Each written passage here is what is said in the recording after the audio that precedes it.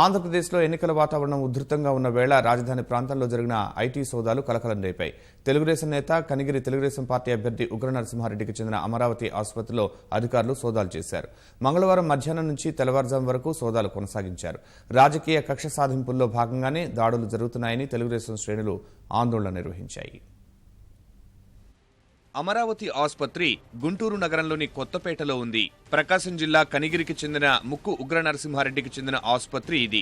గతంలో ఈయన కాంగ్రెస్ నుంచి ఎమ్మెల్యేగా పనిచేసి ఇటీవలే తెలుగుదేశంలో చేరి ఆ పార్టీ నుంచి కనిగిరి స్థానంలో పోటీ చేస్తున్నారు. టికెట్ ఖరారు ప్రక్రియ చివరి నిమిషం వరకు జరగటం, ఎన్నికలకు సమయం తక్కువగా ఉండడంతో ఆయన ప్రచార హడావిడిలో ఉన్నారు.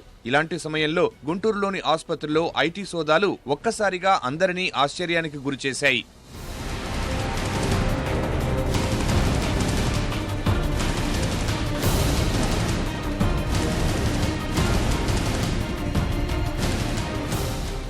ఇటీవల తెలుగుదేశం పార్టీకి చెందిన ప్రజాప్రతినిధులు ఆ పార్టీకి అనుకూలంగా ఉండే వ్యాపారులపై తరచుగా ఐటీ దాడులు జరుగుతున్నాయి. అయితే వ్యాపార సంస్థలు, కంపెనీలపై సోదాలు జరగటం మామూలే. కానీ ఓ ఆసుపత్రిపై ఐటీ శాఖ దాడులు నిర్వహించడం ఆశ్చర్యం కలిగించింది. పైగా అమరావతి ఆసుపత్రి భారీ స్థాయి కార్పొరేట్ ఆసుపత్రి కూడా కాదు. ఆసుపత్రి నిర్వహణ నరసింహారెడ్డి భార్య కవిత చూస్తూ ఉంటారు. 10 మందికి పైగా ఐటీ అధికారులు వచ్చి ఆసుపత్రికి చెందిన పరిపాలనా విభాగంలోకి వెళ్లారు. అక్కడి అధికారుల నుంచి దస్త్రాలు తీసుకుని పరిశీలించారు. వారి నుంచి తమకు అవసరమైన సమాచారం సేకరించారు. నరసింహారెడ్డి భార్య డాక్టర్ కవిత నుంచి కొంత సమాచారం అడిగి తెలుసుకున్నారు. నరసింహారెడ్డి కోసం అధికారులు రాత్రంతా ఎదురు చూశారు. ఆయన ఎన్నికల ప్రచారంలో బిజీగా ఉండడంతో వారు సోదాలను అలాగే కొనసాగించారు.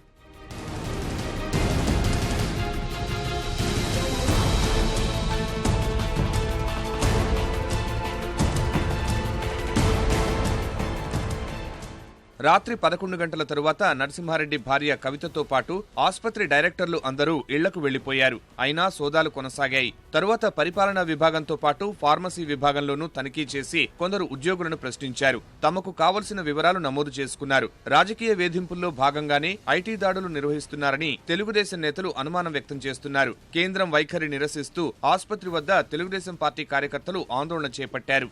మోదీ, కేసీఆర్, జగన్ కు వ్యతిరేకంగా నినాదాలు చేశారు.